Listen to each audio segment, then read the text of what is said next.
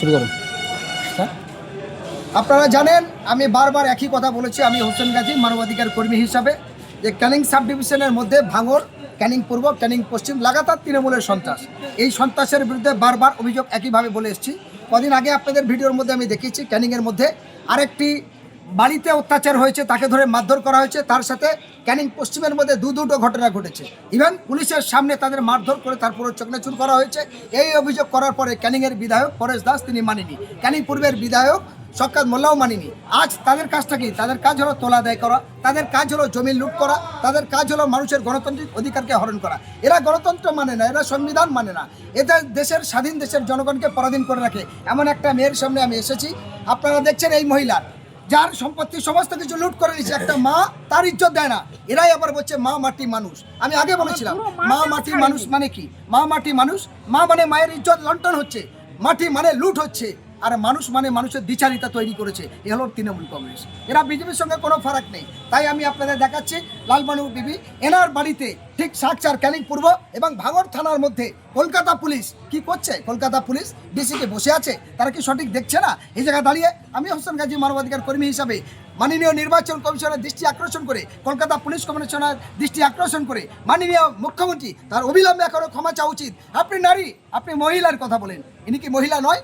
এটাই আমি জানতে চাই। এই মহিলার বাড়ির থেকে সমস্ত কিছু লুট হলো, জমি লুট হলো, অত্যাচার করে উলঙ্গ করে মারা হলো। এই হলো বাংলার গণতন্ত্র?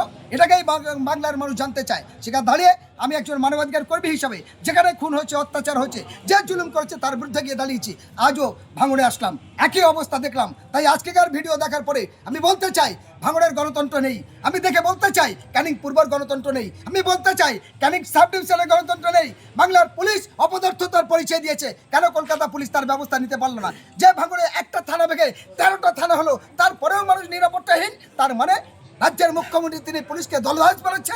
আমি মাননীয় নির্বাচন কমিশনের দৃষ্টি আকর্ষণ করে বলতে চাই, কড়া নিরাপত্তার মধ্যে দিয়ে অবাধ সুষ্ঠু নির্বাচন যদি করতে হয়, তাহলে কেন্দ্রীয় বাহিনী দিয়ে প্রত্যেকটা এলাকায় ঘিরে দিতে হবে এবং রাষ্ট্রপতি শাসন জারি করে 356 প্রয়োগ করে নির্বাচন করা হোক। তাহলে মানুষ তার গণতান্ত্রিক অধিকার প্রয়োগ করতে পারবে। স্বাধীন দেশের জনগণ পরাধীন হয়ে থাকবে।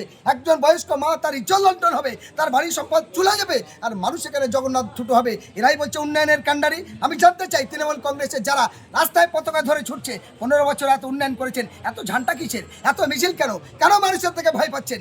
কেন মানুষকে মিছিলে যেতে দিচ্ছেন না? কেন বিরোধী দল তার রাজনীতি করতে পারবে না? কেন বিরোধী প্রার্থী আরবুল ইসলাম সে তার নিজের কর্মসূচি পালন করতে পারবে না? প্রশ্ন তো তৃণমূলের কাছে। আজ শওকত মোল্লা বড় বড় কথা বলছে, কারণ তার পেছনে 5 গাড়ি পুলিশ আছে, তার পেছনে অনেক হারমাত বাহিনী আছে, তার অবৈধ টাকার জায়গা আছে। লেখা দাঁড়িয়ে আমি মাননীয় নির্বাচন কমিশনের দৃষ্টি আকর্ষণ করে হোসেন গাজী আবারও চ্যালেঞ্জের সঙ্গে বলছি, এই বাংলা জবাব চাই, এই বাংলা দেখতে চায়। এই বাংলার সমাজ ব্যবস্থা পরিবর্তন করতে গেলে এই মায়ের ইজ্জত রক্ষা করতে হবে। আজ সাকচারে আপনার ওই এলাকার নামটা কি বললেন? বাজারাইট। আপনারা জানেন উত্তরপাড়া, বাজারাইট উত্তরপাড়া ভাঙড় থানা, কিন্তু ক্যানিং পূর্ব বিধানসভা। তাহলে আমরা কি দেখলাম?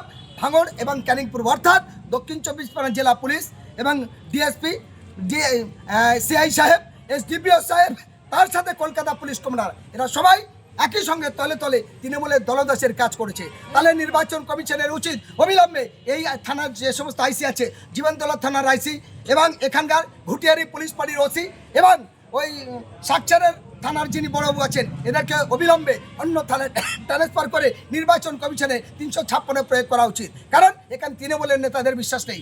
সেখানে দেখলাম আরও একটু অবাক ব্যাপার, যেখানে পুলিশকে জানানোর পর প্রকাশ্য র্যালি করলেন আরবুল ইসলাম। সেখানে তিনি থাকার পরে একজন ক্যান্ডিডেট, মানুষের কাছে ভোট প্রার্থী, তার পেছন থেকে তার মানুষকে ষড়যন্ত্র করে ফাঁসানো হলো। এটা কোন গণতন্ত্র?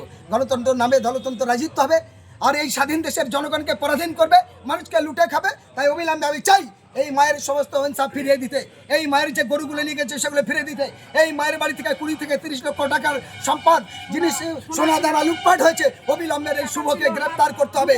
অবিলম্বে 2টো গাড়ি এবং সোনা দানা সহ বাইক সব মিলে প্রায় 30 লক্ষ টাকার বাজেট। এই 30 লক্ষ টাকা যে লুট হয়েছে, এই লুটের দায় শওকত মোল্লাকে গ্রেপ্তার করতে হবে। আমার পরিষ্কার দাবি, এই লুটের দায়িত্বে শুভকে গ্রেপ্তার করতে হবে। এই তৃণমূলের হারবাদ দলের নেতার নাম করে যারা গণতন্ত্রকে হত্যা করে মানুষের সম্পদ লুটে খাচ্ছে, এই ক্রিমিনাল, এরা নটরাজ ক্রিমিনাল। এদের সঙ্গে ভারতবর্ষের সংবিধানের কোনো মিল নেই, এদের সঙ্গে গণতন্ত্রের কোনো মিল নেই। তাই অবিলম্বে এই গুন্ডা তোলাবাজ মোস্তানদের বিরুদ্ধে নির্বাচন কমিশনের মনোনয়নের আগে অবিলম্বে গ্রেপ্তার চাই। আমি হোসেন গাজী মানবাধিকার কর্মী হিসাবে জোরালোভাবে এই দাবিটা রাখলাম। এই যে আমার বুড়ো মা একে আপনারা মেরেছে, পা দেখেছেন? কেটে দিয়েছে।